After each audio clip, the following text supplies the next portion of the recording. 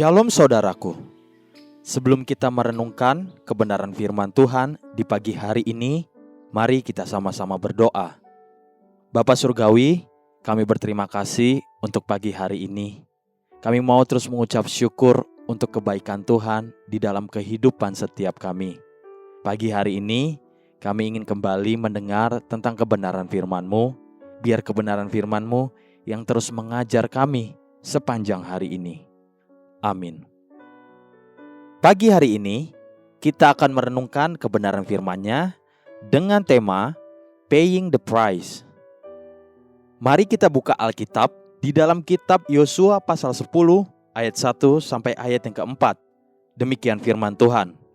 Setelah terdengar oleh Adoni-Zedek, Raja Yerusalem, bahwa Yosua telah merebut Ai dan telah menumpasnya, seperti yang dilakukannya terhadap Yeriko dan terhadap rajanya, demikianlah juga dilakukannya terhadap Ai dan terhadap rajanya, dan bahwa penduduk kota Gibeon telah mengadakan ikatan persahabatan dengan orang Israel, dan diam di tengah-tengah mereka.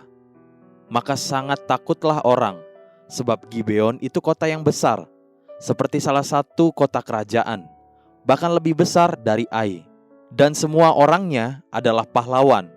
Sebab itu, Adoni-Zedek, Raja Yerusalem, menyuruh orang kepada Hoham, Raja Hebron, kepada Piream, Raja Yarmut, kepada Yafia, Raja Lakhis, dan kepada Debir, Raja Eglon, mengatakan, "Datanglah kepadaku dan bantulah aku, supaya kita menggempur Gibeon, karena telah mengadakan ikatan persahabatan dengan Yosua dan orang Israel." Kemarin kita telah melihat dan memahami dua pola pandang manusia di hadapan tekanan hidup dan kedaulatan Tuhan. Ada yang lari untuk mencari pertolongan dari mana-mana demi melawan kedaulatan Tuhan. Namun ada juga yang bergerak menundukkan diri ke bawah kedaulatan Tuhan.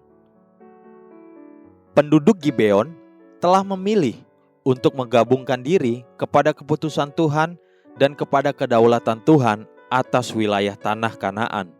Mereka memilih untuk bersatu menjadi bagian dari rencana Tuhan dan bukan malah melawan Tuhan. Tidak selamanya kerendahan hati dan kebenaran itu berjalan tanpa tantangan.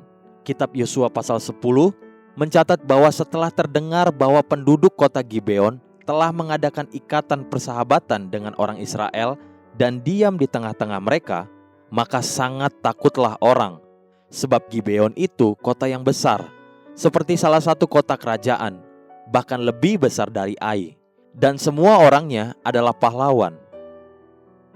Sebab itu Raja Yerusalem menyuruh orang kepada Hoham, Raja Hebron, kepada Piream, Raja Yarmut, kepada Yafia, Raja Lakhis, dan kepada Debir, Raja Eglon, mengatakan, "Datanglah kepadaku dan bantulah aku, supaya kita menggempur Gibeon, karena telah mengadakan ikatan persahabatan dengan Yosua dan orang Israel." Keputusan Gibeon untuk bersatu dan menggabungkan diri dengan Israel justru mengundang kebencian dan bahaya bagi dirinya sendiri dari pihak raja-raja di sekitarnya. Inilah satu pelajaran sederhana bagi kita semua pagi ini.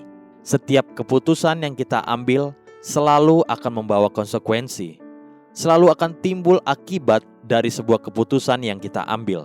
Keputusan yang nyaman tapi tidak berdasarkan kebenaran akan seringkali membawa kesenangan dan kenyamanan terlebih dahulu, lalu bayar harga kemudian. Sebaliknya, keputusan untuk hidup benar juga akan ada konsekuensinya.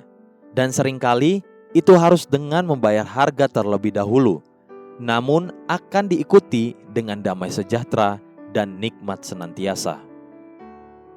Apapun keputusan yang akan kita ambil, selalu ada harga yang harus kita bayar. Sebagai patokan sederhana, jika keputusan itu adalah keputusan yang benar, maka umumnya kita akan membayar harganya di muka, lalu kenikmatan setelah itu. Sebaliknya, keputusan yang dunia sering tawarkan adalah nikmati dahulu, lalu bayar harga kemudian. Perkara sederhana ini dapat kita gunakan sebagai tolak ukur bagi diri kita sendiri. Apakah saya sedang berjalan di dalam kebenaran, atau saya sedang berjalan dan mengambil keputusan berdasarkan kedagingan? Tolak ukurnya adalah kapan saya membayar harganya. Seperti dikatakan dalam pepatah asing, "It's payday someday." Akan terjadi hari pembayaran satu kali nanti. Saudaraku, adakah engkau sedang menikmati yang belum engkau bayar, atau sedang membayar yang belum engkau nikmati? Itulah kuncinya. Haleluya. Sahabatku, mari kita sama-sama berdoa. Terima kasih Bapa Surgawi, ajari dan ingatkan aku selalu akan kebenaran ini. Amin. Jesus loves you and so do I.